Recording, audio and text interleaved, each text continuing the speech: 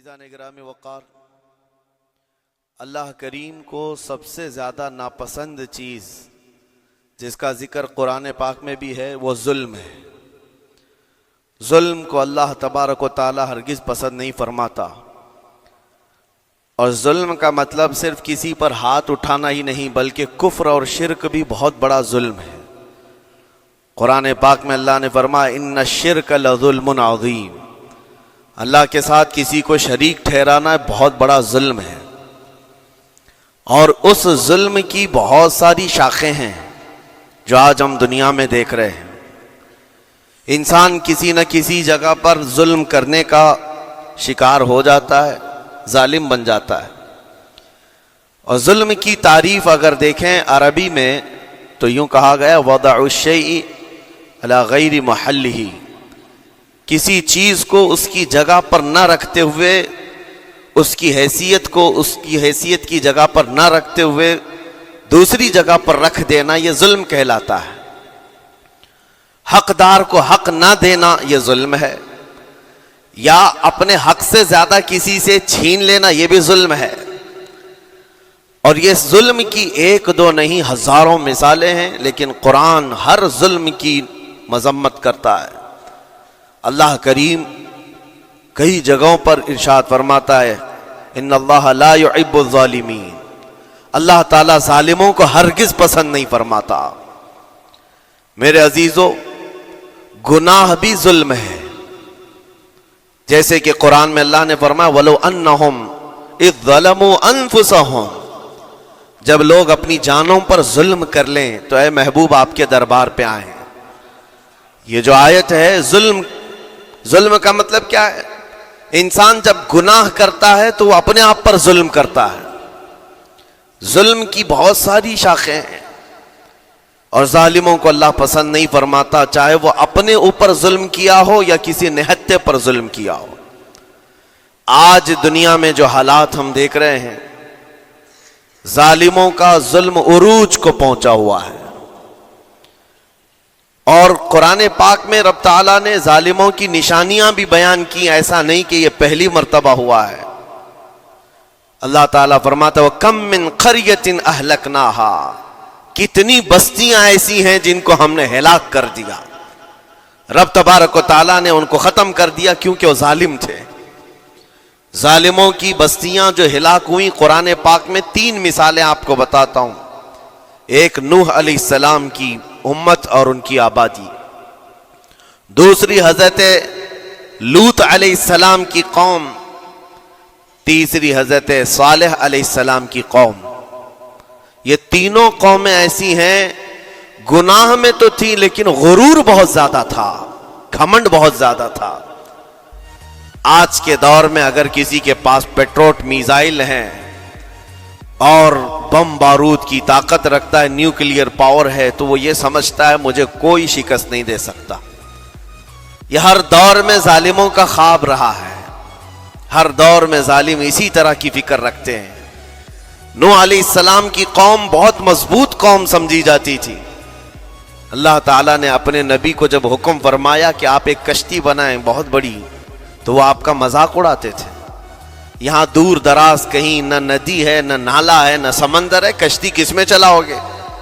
اللہ کے نبی کو پتا تھا کہ عذاب آنے والا ہے، اور اپنے ایمان والوں کو آپ ڈرا بھی رہے تھے، لیکن کفار و مشرکین غرور و تکبر میں ایسے تھے، یہاں تک کہ نوح علیہ السلام نے اپنے بیٹے کو بلا کر کہا جو کافر تھا، کہا میرے ساتھ آ جا، یا بنی ارکم معنا ولا تکن مع الکافرین، بیٹا ہمارے ساتھ آ جا، کافروں کے ساتھ مت جا۔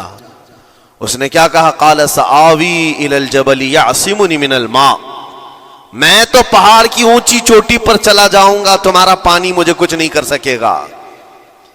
یہ اس وقت ظالموں کا خیال تھا، گمان تھا۔ پھر اللہ تعالیٰ قرآن پاک میں فرماتا ہے وَفَجَّرْنَا الْأَرْضَ عُيُونًا، ہم نے زمینوں کے سارے چشمے پھاڑ دیے، ہر جگہ سے پانی کے سوتے نکلے، اور پھر آسمان کے سارے دروازے کھول دیے۔ فَفَتَحْنَا أَبْوَابَ السَّمَاءِ بِمَاءٍ مُنْهَمِرٍ، اللہ فرماتا ہے آسمان کے سارے دروازے پانی کے کھول دیے، آسمانوں سے پانی اور زمینوں سے پانی. فَالْتَقَى الْمَاءُ عَلَى أَمْرٍ قَدْ قُدِرَ. سورہ قمر کی آیتیں ہیں. رب تعالیٰ فرماتا ہے پانی اتنا بڑھ گیا کہ جو رب تبارک و تعالیٰ کی طے کی ہوئی معینہ نشانی تھی وہاں تک جا کر پانی مل گیا. روئے زمین پر کوئی باقی نہ رہا سوائے حضرت نوح علیہ السلام کی کشتی کے. کوئی نہیں باقی رہا. جب یہ پانی پھیل گیا کیا پہاڑوں کی چوٹیاں کیا محلوں کی اونچائیاں سب غرق ہو گئے. اور وہ جبابرہ وہ قوت کے بادشاہ جو کہتے تھے ہمارا کوئی کچھ نہیں بگاڑ سکے گا سڑ گئے پانیوں میں. صرف پانی اللہ تعالیٰ بھیج دے تو انسان اسے روک نہیں سکتا. عذاب الہی کو کیسے روک سکے گا. دوسری گھمنڈی قوم غرور میں مبتلا قوم تھی حضرت لوط علیہ السلام کی قوم جو بدکاریوں میں ملوث تھے. اللہ کا جب عذاب آیا تو قرآن پاک میں رب تعالیٰ فرماتا ہے وَأَمْطَرْنَا عَلَيْهِمْ حِجَارَةً مِّن سِجِّيلٍ. نوکیلے پتھروں کی ہم نے ان پر بارش کی. فَجَعَلْنَا عَالِيَهَا سَافِلَهَا. ان کی اونچائیوں کو اٹھا کر کے نیچے پلٹ دیا گیا. زمین کو فرشتوں نے اوپر تک اٹھایا اور اس کے بعد پلٹ دیا. یہ پوری بستی غرق ہو گئی ختم ہو گئی. یہ بستی بھی وہی تھی جس کو حضرت لوط علیہ السلام بار بار تنبیہ کرتے تھے کہ ظلم سے بچو ظلم سے بچو. ظلم اللہ کے عذاب کو دعوت دیتا ہے. لیکن وہ مذاق اڑاتے تھے اور جب ہلاک و برباد ہو گئے ختم ہو گئے ان کی نشانیاں بھی باقی نہیں رہی. وہ پتھروں کی بارشیں کہاں ہوئی تھی واللہ عالم. لیکن میرے عزیزو ہم نے دیکھا ہے جہاں یہ قوم آباد تھی اس علاقے کو آج بتایا جاتا ہے وہ جارڈن کا علاقہ تھا بحر مردار جہاں پر آج باقی ہے ڈیڈ سی. میں خود سفر پر دیکھا جارڈن کی ایک سرزمین پر گاڑی چلتی جا رہی ہے اور کالے کالے پتھر جہاں تک نظر کرو صرف پتھر ہی پتھر ہیں بہت نوکیلے. ایسے پتھر میں نے دنیا میں دوسری جگہوں پر نہیں دیکھا. آج بھی اسی طرح سے باقی تقریباً 100 کلومیٹر 150 کلومیٹر تک صرف پتھر ہی ہے. بیچ میں صرف ایک روڈ جاتا ہے اس کے بعد نہ کوئی درخت دکھتا ہے نہ کوئی عمارت ہے نہ کوئی پہاڑ ہے صرف پتھروں کا صحرا ہے. آج کی اس صدی میں دیکھ کر کے ان پتھروں کو ہیبت طاری ہو جاتی ہے. جس وقت وہ برسے ہوں گے ان کی حالت کیا ہوگی. اور میں یہ نہیں کہتا بالضبط کہ یہ وہی پتھر ہیں جو برسے تھے واللہ عالم. لیکن میرے عزیزوں نشانیاں آج بھی عذاب الہی کی موجود ہیں. تیسری قوم تھی قوم شعیب اور قوم صالح علیہ السلام. یہ دونوں قوموں کے بارے میں ذکر کرتا ہوں. حضرت شعیب علیہ السلام کی قوم صرف ناپ تول میں کمی کرتی اور کفر و شرک بھی کرتے. شعیب علیہ السلام ان کو روکتے تو وہ ان کا بھی مذاق اڑاتے. اور جب عذاب الہی کے آنے کی بات کیا تو جانتے ہیں کیا کہا انہوں نے. یہ وہ قوم تھی جو پتھروں کو تراش کر کے گھر بنا لیتے تھے. یعنی پورے کے پورے پہاڑ کو پتھروں کا جو پہاڑ ہوتا ہے اس کو تراشتے تھے اور ایک آدمی کا ایک گھر ایک پہاڑ. آج کے دور میں ساری بلڈوزر مل کر کے نہیں کر پائیں مشینیں مل کر نہ کر پائیں. وہ اس وقت کے لوگ بھاری بھرکم تھے جسامت والے تھے طاقت والے تھے.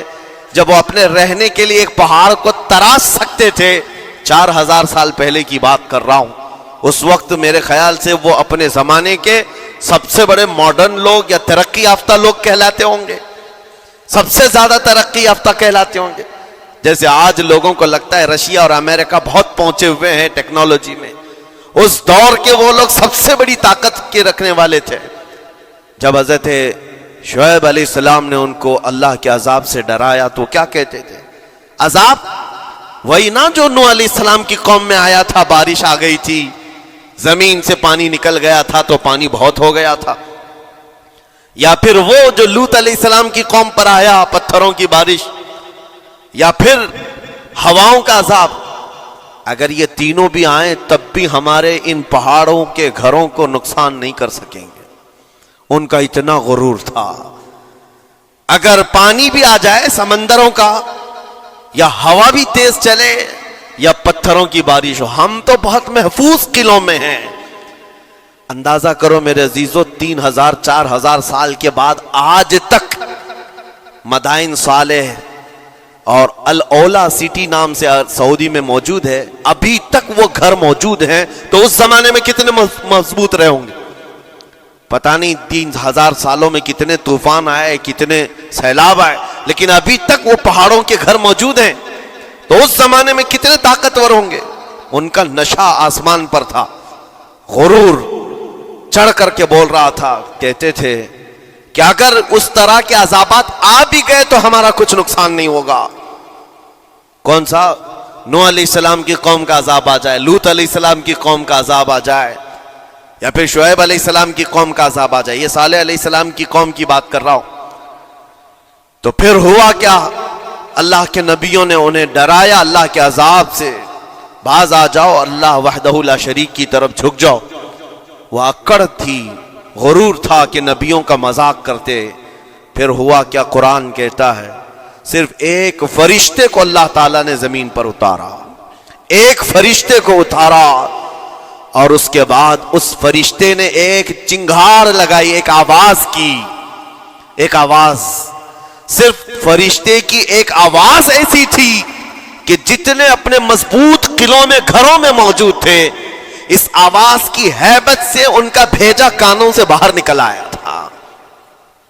اور صبح کے وقت جب اس بستی میں جا کر کے دیکھیں تو سب کے سب اوندھے منہ گرے ہوئے تھے، ایک بھی اس میں سے بچا ہوا نہیں تھا۔ نہ نوح علیہ السلام کا طوفان آیا، نہ لوط علیہ السلام کی قوم پر برسنے والے پتھروں کا عذاب آیا، نہ ہی ہوائیں چلائی گئیں۔ ایک فرشتے کو بھیج کر رب تعالیٰ نے اپنی قدرت کا مظاہرہ فرمایا۔ اللہ کے کروڑوں اربوں لا تعداد فرشتے ہیں، ایک فرشتے کی طاقت ایسی ہے کہ اگر وہ اپنی آواز نکالے تو تمہارے کانوں سے بھیجا باہر نکل آئے۔ اللہ وحدہ لا شریک، وہ حی و قیوم کل بھی تھا اور آج بھی ہے، وہ رب ذوالجلال حی و قیوم ہے، طاقتور ہے اور ہمیشہ رہے گا۔ اور رب تبارک و تعالیٰ نے قرآن پاک میں فرمایا، آپ یہ آیت تقریباً 3 جگہ قرآن میں آئی، وَإِذْ نَجَّيْنَاكُمْ مِنْ آلِ فِرْعَوْنَ يَسُومُونَكُمْ سُوءَ الْعَذَابِ يُذَبِّحُونَ أَبْنَاءَكُمْ وَيَسْتَحْيُونَ نِسَاءَكُمْ وَفِي ذَلِكُمْ بَلَاءٌ مِّن رَبِّكُمْ عَظِيمٌ۔ رب تعالیٰ فرماتا ہے یاد کرو فرعونیوں کے عذاب سے اللہ نے تم کو نجات دی۔ یہ بنی اسرائیل کو کہا جا رہا ہے کہ فرعونیوں کے عذاب سے، کہ فرعون اور اس کے لشکری اس قدر سخت سزائیں دیتے تھے موسیٰ علیہ السلام کی قوم پر، ایمان والوں پر، بنی اسرائیل پر۔ اللہ فرماتا ان سے نجات دیا رب تعالیٰ نے، لیکن وہ کرتے کیا تھے؟ بنی اسرائیل میں ایک بھی بچہ پیدا ہو جائے اسے ذبح کر دیتے تھے۔ فرعون کے لشکریوں نے ایک سال میں 12,000 بچوں کو قتل کیا ہے، 12,000 بچوں کو ذبح کر دیا ہے۔ آج کے اسرائیلی اگر یہ بچوں پر ظلم کرتے ہیں تو یہ تعجب کی بات نہیں ہے، فرعون کی سرشت میں داخل تھا اور یہ فرعونی ہے، وقت کے جبابرہ ہیں، وقت کے ظالم ہیں۔ 12,000 بچوں کو قتل کر دیا تھا فرعون اور اس کے لشکریوں نے، اور عورتوں کو زندہ چھوڑ دیتے تھے۔ قرآن میں اللہ تعالیٰ نے فرمایا 3 جگہ آئی آیت، لیکن اس کے ساتھ رب تعالیٰ یہ بھی فرماتا ہے یہ سخت ترین سزائیں دیتے تھے فرعونی، اللہ نے ان سے تم کو نجات دیا، لیکن یہ سزائیں کیوں دیتے تھے، یہ عذاب کیوں تھا؟ وَفِي ذَلِكُمْ بَلَاءٌ مِّن رَبِّكُمْ عَظِيمٌ، یہ ہے فرمان اللہ کا۔ یہاں میں یہ ٹکڑا اگر بیان کر دوں تو آج آپ کے دلوں کے اندر ایک یقین پیدا ہو جائے گا، آج کے حالات کے مطابق فرعونیوں کا اس قدر سخت عذاب کیوں تھا۔ رب تعالیٰ فرماتا ہے اے مومنو، ان تمام معاملات میں اللہ کی طرف سے تمہارے لیے بڑا امتحان تھا، یہ امتحان تھا، اور وہ امتحان آج بھی ہے اور ہر زمانے میں رہے گا۔ ستیزہ کار رہا ہے ازل سے تا امروز، شرار ابو لہبی سے چراغ مصطفی، ہر زمانے میں حق و باطل کے معرکے ہوتے رہیں گے۔ لہٰذا آج کے دور میں یہ سب حالات جو پیدا ہوئے، مسلمانوں کو، مومنین کو ذرا برابر بھی نروس ہونے کی ضرورت نہیں۔ تم جس دین سے وابستہ ہو، اس دین کی حفاظت کا ذمہ اللہ نے اپنے ذمے لیا ہے۔ युरीदून लियुत्फिउ नूर अल्लाहि बिअफ़वाहिहिम। कुरान में अल्लाह फरमाता है कुफ्फार और मुशरिकीन अपने मुंह के फूंकों से अल्लाह के इस चिराग को बुझाना चाहते हैं, अल्लाह अपने इस चिराग को मुकम्मल करके रहेगा। ये इस्लाम नूर इलाही है, अल्लाह का नूर है, और इसको सुबह क़यामत तक रहना है। और हम जैसे और भी आएंगे इस जमीन पर, और आएंगे जाते रहेंगे, ये आबादियां हैं बदलती रहेंगी, खुदाई कानून है, लेकिन इस्लाम न कल बदला था, न आज, न क़यामत तक बदलेगा। हम सबका इम्तिहान है मेरे अजीजों, हम सबका इम्तिहान है। लेकिन इन हालात में मोमिनीन को करना क्या चाहिए? उन्हें अपने ईमान को मजबूत करना चाहिए। कभी किसी के उड़ते हुए छींटड़े और टुकड़े देखकर तुम्हें मायूस होने की जरूरत नहीं। अब हमारा मुस्तकबिल क्या होगा? अब मेरे अजीजों, आज जो हालात हैं, ये हालात करबला से ज्यादा सख्त तो नहीं हैं। आज फिलिस्तीनियों को हमने देखा 6 माह के, साल भर के बच्चों को सीने से लगाकर कफन लिपेट रहे हैं। उन माओं की क्या कैफियत होती होगी? कभी कभार छोटी सी क्लिप में देख करके आंखों से आंसू बह पड़ते हैं। उन्होंने अपने हाथों से न जाने कितने बच्चों को एक दिन में दफन कर दिया। 80-80 मैयतों को एक कब्र में डाल दिया करते हैं। उन फिलिस्तीनियों को लाखों सलाम, उनके जज्बात को और उनकी इस्तिकामत को। हम तो दुआ यही करते हैं, उन फिलिस्तीनी मुसलमानों के बराबर पूरी दुनिया के मुसलमान नहीं हो सकते। हम तो एक नाश्ते पर सब्र नहीं कर पाते, वो अपने 10-10 बच्चों और खानदान वालों के कटे हुए छींटड़ों पर भी कहते हैं अल्लाह हमारे साथ है। सारी मुसीबतें देख करके भी वो कहते हैं अल्लाह हमारे साथ है। उनके घर उड़ा दिए गए, तबाह कर दिए गए, राख में बदल दिए गए। और न्यूज एंकर, ये दज्जाली मीडिया वहां जा जा करके उनके जख्मों को खुरेद करके पूछता है तुम्हारा माल कैसे आएगा, तुम्हारा घर कैसे चला गया। लेकिन उन हालात में भी वो मुस्कुरा कर कहते हैं अल्लाह ने दिया था, फिर अल्लाह है और अल्लाह देगा। उनके ईमान के बराबर हम नहीं हो सकते। लेकिन मेरे अजीजों, पूरी दुनिया के मुसलमानों में इस मसले ने आज एक इत्तिहाद की फिजा कायम की है। अगर हमारे दरमियान आज भी इत्तिहाद नहीं हो सकता तो फिर मेरे अजीजों, शायर ने सच कहा था, जगह जगह के थक चुके हैं तुम्हें ये हंगामे, नशाते लज्जते ख्वाबे गिरां बदल डालो। गलत रवि से मनाजिल का बोध बढ़ता है, मुसाफिरों रवि से कारवां बदल डालो।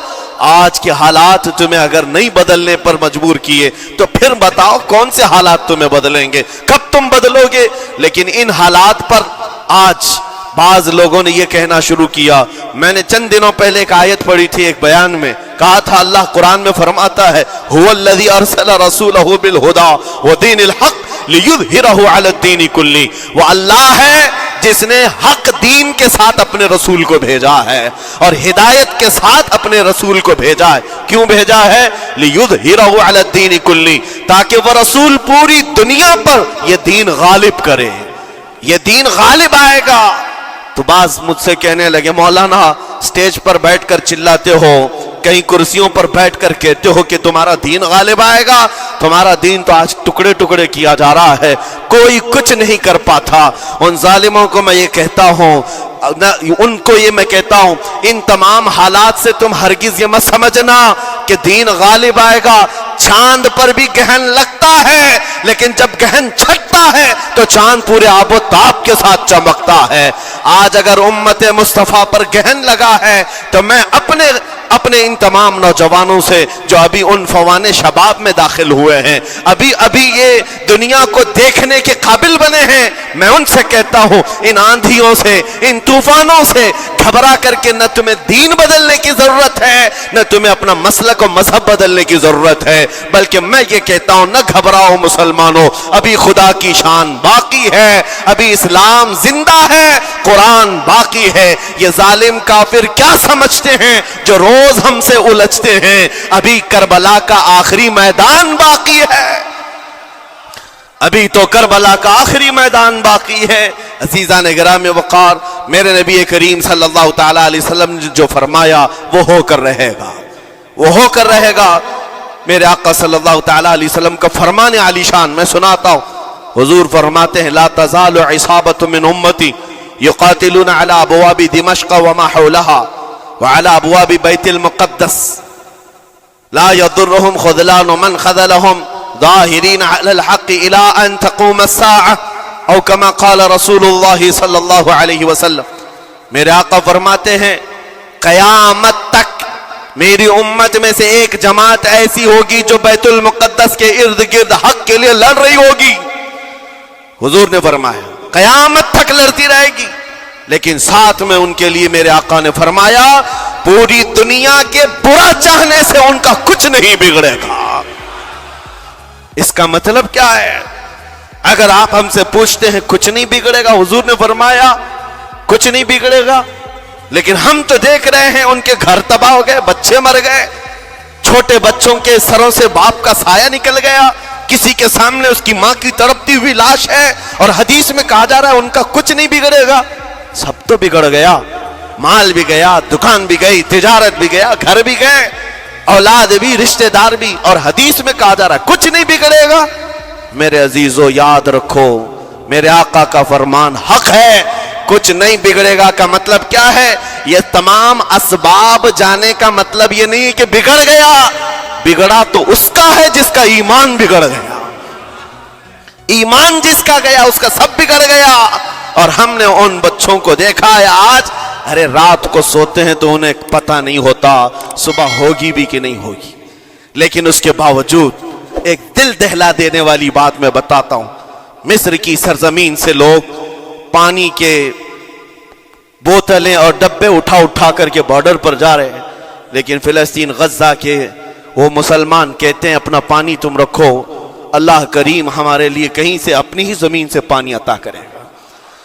उनको लोग कह रहे हैं क्या आप नहीं देख रहे वक्त का बड़ा फिरौन रोज अल्टीमेटम देता है 24 घंटे में इलाका खाली करो, निकल जाओ, घर खाली करो।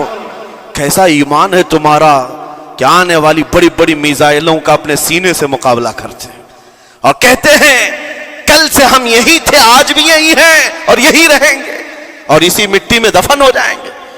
ये जो इस्तिकामत है, इसी को मेरे आका ने फरमाया दुनिया उनका कुछ नहीं बिगाड़ सकेगी। ईमान अगर मजबूत है तो कुछ नहीं बिगड़ा है। अरे 6 साल की बच्ची, 6 साल की बच्चियां, ट्रेंड चला हुआ है उनके मोहल्लों में, ट्रेंड चला हुआ है, अपने अपने हाथों में मेहंदी से अपना नाम लिख रही हैं, हंसी खुशी। पूछा उनसे कि नाम लिखने का ट्रेंड क्यों चला है अभी जंग के हालात में मेहंदी से? कहती है कल को अगर हम उड़ गए, चेहरा नहीं मिला, जिस्म नहीं मिला, हाथ अगर बचा हुआ हो तो नाम देखकर हमारे माँ बाप पहचान तो सके। शहादत का ये जज्बा, शहादत का ये जज्बा 6 साल के बच्चों में अगर आया है, यकीनन उनके सीनों में ईमान मौजूद है, ईमान मौजूद है। मेरे अजीजों जरा अपने हालात पर जरा तवज्जो करो। मौला करीम ने हमें किस चीज की कमी दी है? कौन सी चीज कम आई हमारे घर में? हम तो मुरक्कन ग़िज़ाएं रोज खाते हैं। आज हमारे पास सारी नेमतें अल्लाह ने दी हैं, हम अय्याशियों के अड्डों पर पूरी रात गुजारते हैं। हमारे शहर आज जिस गली से गुजर जाएं, सुबह की अजान तक यहां गप्पे लगाते हुए खड़े रहे। ऐ मेरे अजीजों, हालात तो हमारे ऐसे हैं कि खा खा करके चर्बियां चढ़ गई। हमें उनका क्या एहसास हो पाएगा? उनका क्या एहसास हो पाएगा जिनके यहां पानी से ज्यादा खून देखा जाता है, जिनके यहां जिंदों को पकड़ने के लिए नहीं, अब मुर्दों को पकड़ने के लिए लोग भी नहीं है। अजीजा ने गिरा में वकार, जनाजा उठाने के लिए लोग पूरा दिन इंतजार करते हैं, कोई नहीं है। पुरसाने हाल इन सब हालात के बावजूद मैंने एक बच्चे को भी वहां से ये कहते हुए नहीं सुना कि हम पर बहुत बड़ा जुल्म हो रहा है, हमको यहां से निकाल लो, मदद करो, कोई आओ। नहीं, वो सब सिर्फ इतना ही कहते जो कुछ हो रहा है हम अल्लाह के पास जाकर कहेंगे, ये सारे मामलात हम अल्लाह की बारगाह में शिकायत करेंगे। यह है ईमान, यह है इस्तिकामत। और मेरे आका सल्लल्लाहु तआला अलैहि वसल्लम के फरमान आलीशान के मुताबिक उनके लिए इतनी ही बड़ी दौलत काफी है। आखिर में मैं इतना कहूंगा, इजराइल के कुत्ते और सालिम मिलकर ईंट से ईंट बजा दें, उनके टुकड़े टुकड़े करके राख कर दे, तब भी हम कहेंगे फतह तो बैतुल मुक़द्दस की ही है, فتح تو ان مظلوموں کی ہے جن کے پاس کھونے کے لیے کچھ نہیں تھا، پھر بھی وہ ڈٹے رہ گئے۔